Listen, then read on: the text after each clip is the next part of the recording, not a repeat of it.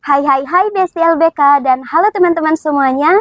Selamat datang di podcast UPT LBK Universitas Negeri Makassar.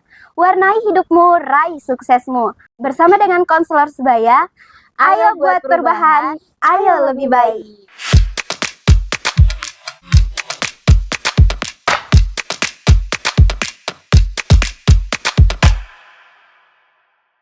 Bersama saya di sini Lia, tentu saja kita akan berbincang-bincang dan tentu saja berkenalan dengan apa sih itu konselor sebaya. Pasti teman-teman pada penasaran bukan? Tentu saja saya di sini tidak sendiri. Saya bersama dengan partner saya, bestie saya di konselor sebaya. Dia selaku ketua konselor sebaya di UPT LBK UNM. Halo Kak Yales. Halo Lia, halo semuanya. Oke. Di sini nih Kak Yales, kita bersama-sama ingin mengulik-ngulik nih apa sih itu konselor sebaya. Tentu saja teman-teman kita pada penasaran pastinya konselor sebaya itu apa sih dan gimana sih sistemnya. Tuh mungkin Kak Yales bisa ceritakan sedikit nih. Konselor sebaya itu seperti apa sih Kak Yales? Oke, makasih Lia. Jadi konselor sebaya ini kan salah satu program dari UPT LBK gitu kan. Konselor sebaya ini sebenarnya mahasiswa yang sudah mendapatkan pelatihan khusus untuk menjadi para konselor. Iya. Bukan konselor ahli ya, bukan konselor ahli. Jadi kita ini ceritanya pra konselor ahli gitu. Dan hadirnya konselor sebaya ini karena banyak mahasiswa yang mungkin mereka kalau misalkan mau cerita ke orang yang lebih tua tuh agak kaku gitu ya kan rasanya. Dan merasa lebih nyaman kalau misalkan ceritanya ke teman sebaya. Makanya kenapa ada konselor sebaya itu karena supaya mahasiswa tuh merasa lebih nyaman gitu kalau misalkan cerita sama temannya dan jadi lebih terbuka gitu, lebih bisa menyampaikan apa yang dia rasa gitu. Jadi sebenarnya konselor sebaya itu adalah mahasiswa yang sudah mendapatkan pelatihan khusus untuk menjadi pendengar, untuk menjadi orang yang mampu menghadapi masalah orang lain gitu, membantu orang lain dalam menghadapi masalahnya dan usianya tuh nggak beda-beda jauh gitu. Jadi tidak terlalu bukan seperti dosen dan mahasiswa, tapi kayak teman-teman sebaya kayak gitu. Oke. Jadi sebenarnya konselor sebaya ini bisa dibilang simpelnya itu seperti teman cerita Iya, kita benar, teman di cerita. lingkungan kampus, terutama apalagi kan memang mahasiswa sering dihadapi dengan konflik-konflik Benar. baik itu di perkuliahan, di lingkup keluarga biasanya juga ya Banyak Kak Yales. masalahnya Banyak pokoknya. banget, betul banget. Oke, Kak Yales nih sudah tadi menjelaskan konselor sebaya itu seperti apa.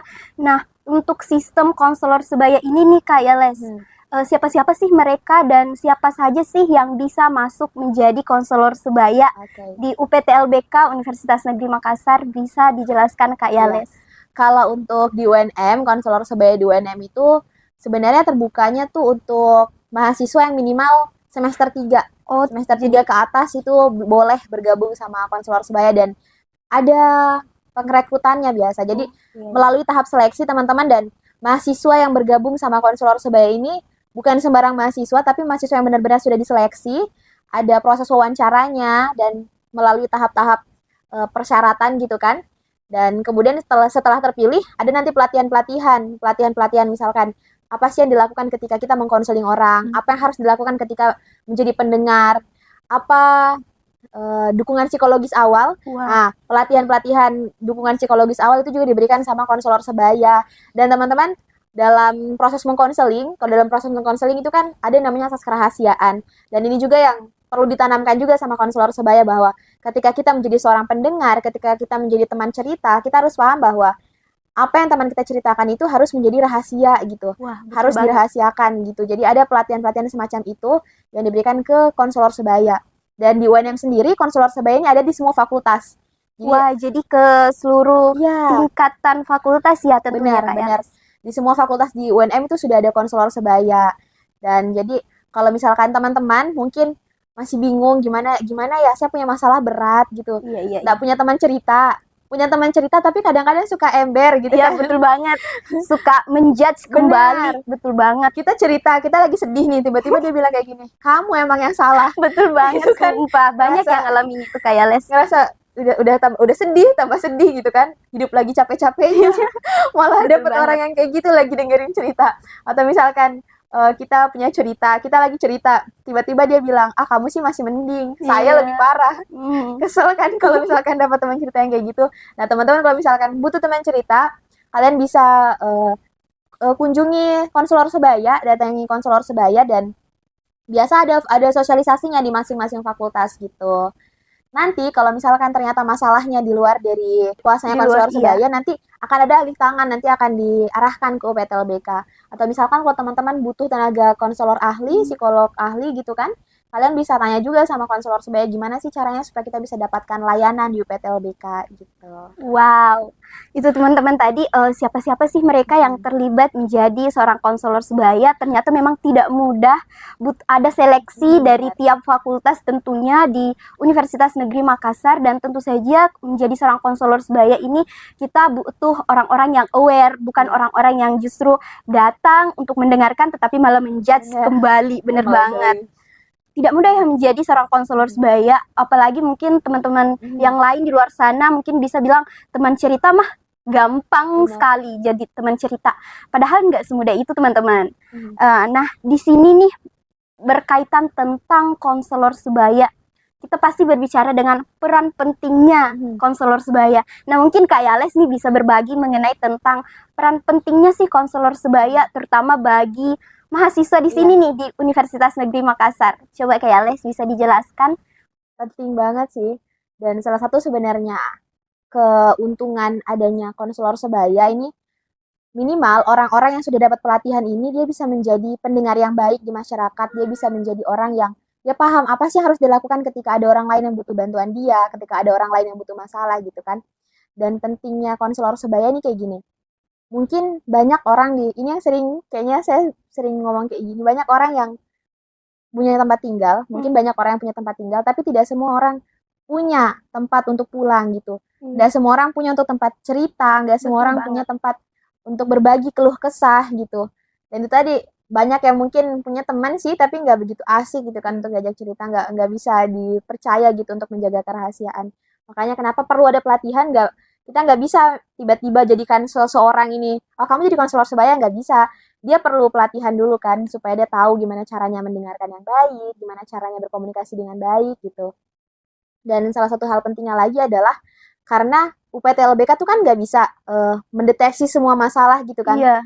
UPTLBK butuh media, butuh orang lain supaya bisa tahu gimana sih masalah-masalah yang ada di mahasiswa, dan mahasiswa biasanya tuh sungkan gitu tiba-tiba datang ke UPTLBK bilang saya punya masalah kayak gini.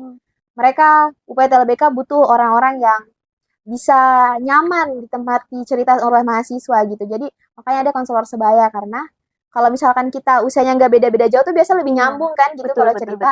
Nanti setelah itu baru deh kita kasih tahu ternyata gini loh, ada loh namanya konseling gratis di UPTLBK kayak gitu-gitu.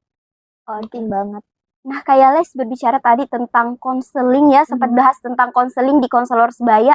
Kak Yales tadi mengatakan kalau ini nih gratis gitu buat mahasiswa.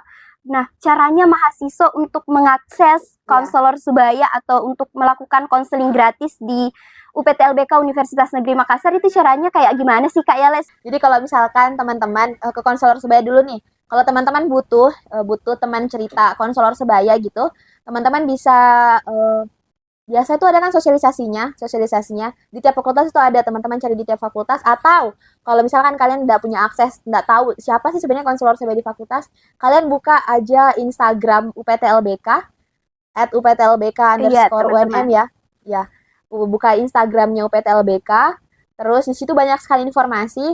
Kalian bisa DM nanti akan dibalas sama adminnya, atau ada nomor juga yang tertera, di situ yang bisa kalian hubungi langsung ke adminan, nanti bisa atur janji sama konselor. Jadi kalian atur janji dulu sama konselor, kalian bisanya kapan, konselor bisanya kapan gitu kan. Baru nanti diatur deh sama adminnya kapan harus ketemu. Atau kalau misalkan teman-teman juga mau jalan-jalan, bisa jalan-jalan ke lantai 12. Bisa ya jalan-jalan ke lantai 12 di Menara Pinisi teman-teman, Universitas Negeri Makassar. Iya, jadi ruangan UPTLBK itu ada di lantai 12 Menara Pinisi. Iya. Gitu. Jadi memang jadi teman-teman mahasiswa di sini jangan pernah takut untuk tidak punya teman cerita, teman-teman. Karena di sini memang di PT LBK Universitas Negeri Makassar memang sudah menyediakan layanan itu secara gratis dan teman-teman juga bisa mengaksesnya dengan sangat mudah. Siapa sih yang tidak kenal sosial media di Instagram, TikTok misalnya, bahkan di YouTube. Bener banget. Oke teman-teman, Besti LBK di sini berbicara tentang konselor sebaya. Mungkin memang pada akhirnya ini mahasiswa itu tidak bisa dijauhkan dari problem ya Kak Yales. Pasti ada aja. Gak hanya mahasiswa, semuanya. Iya, semuanya. Betul banget. Manusia pasti punya problemnya masing-masing. Dan tentunya dengan adanya konselor sebaya ini di UPT LBK Universitas Negeri Makassar tentunya bisa mewadahi teman-teman juga ya Kak Yales. Benar. Terakhir nih Kak Yales berbicara tentang, tentu saja tidak jauh-jauh dari konselor sebaya dan teman cerita. Biasanya kan kita tidak mudah untuk percaya ke orang lain ya kan? Apalagi di sini teman-teman mahasiswa ada ribuan mahasiswa di UNM. Dan tidak semuanya kita kenal, tidak semuanya kita merasa dekat kepada mereka. Bagaimana sih caranya para konselor sebaya ini untuk bisa mengakses, untuk bisa merangkul teman-teman mahasiswa di sana yang butuh teman cerita? Mungkin bisa dijelaskan Kak Yales. Oke, jadi di konselor sebaya itu sebenarnya ada beberapa kegiatan. Kayak kemarin kita sempat adakan review film gitu kan. Wow. Nah, kegiatan-kegiatan itu fungsinya apa? Supaya konselor sebaya itu lebih dikenal gitu sama teman-teman mahasiswa. Jadi teman-teman mahasiswa tahu gitu, oh ternyata ada konselor sebaya ya di UNM. Oh ternyata ada UPT LBK ya. Dan juga konten-konten yang ada di Instagram, teman-teman mungkin bisa ya Instagramnya di-follow gitu kan. Iya, betul banget teman-teman. Di-follow ya teman-teman. Di situ banyak sekali konten-konten yang mengedukasi dan juga kita beberapa kali adakan polling. Jadi pollingnya tuh fungsinya adalah supaya kita bisa tahu kira-kira apa sih yang dibutuhkan sama mahasiswa sekarang. Kira-kira kita bagusnya bahas apa ya gitu. Kira-kira masalah apa yang sedang marak ya terjadi di mahasiswa gitu. Dan itu yang nanti akan kita jadikan bahan kajian. Dan dalam waktu dekat ini rencananya kita akan buat kegiatan Counseling Day. Jadi wow, sangat menarik ya teman-teman. Teman-teman nanti yang mau gabung bisa cek dan pantengin Instagramnya UPT LBK. Betul banget. Jangan lupa Besti LBK di sini. Iya. Counseling Day itu tuh nanti konsepnya kita mau angkat satu permasalahan yang itu tadi dari polling itu. Nanti kita bakal angkat di Counseling Day itu. Jadi teman-teman yang merasa ada masalah nih yang sama ternyata dengan tema ini bisa ikut datang ke Counseling Day gitu. Dan tentunya nanti kita akan didampingi sama konselor ahli.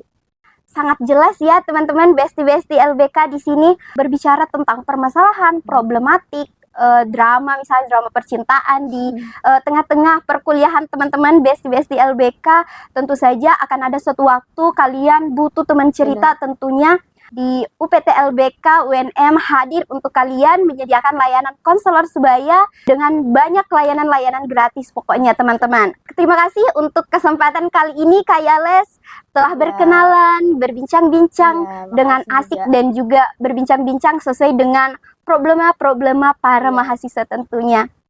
Semoga pembahasan kita kali ini bisa bermanfaat untuk teman-teman semuanya, Besti LBK ku di Universitas Negeri Makassar. Jangan lupa pantengin Instagram UPT LBK UNM dan juga sosial media lainnya, dan tentu saja yang ada di bawah ini nih. Ikutin semua ya. Oke teman-teman, sekian pembahasan kita dan bincang-bincang kita pada hari ini di UPT LBK Universitas Negeri Makassar. Konselor sebaya, ayo buat perubahan, ayo lebih baik. Bye-bye.